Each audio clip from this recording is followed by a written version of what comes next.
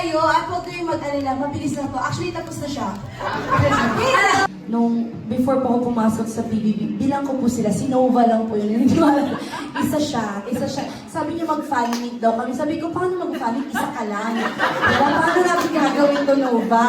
So mag-dinner na lang tayo, one-on-one, diba? Iba yung fan meet. Inisip ko talaga. Tapos, syempre, kahit sila Miss Ann and Miss Joy, pag sinasabihan nila ako na, they believe so much, and sometimes I really wonder why. And hindi ko alam kung bakit. And nung pumasok pa ako sa loob ng bahay, sa totoo lang po, sobrang nahirapan ako magpakatotoo. Kasi natakot ako ma-judge.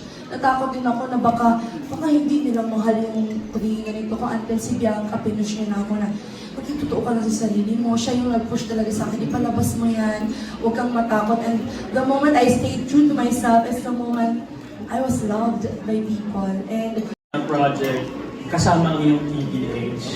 ayun, asan doon? Sino bang TPH pala? Marami namang teenage talaga sa mundong ito. Paano ba ito? So, kung meron mang pong dadating na trabaho, why not? Let's maximize all of it dahil nandito naman po tayo. So, as we're staying true to ourselves at walang inaapak ang tao, kung sino ka mag-teenage ka, tara, magtrabaho ka.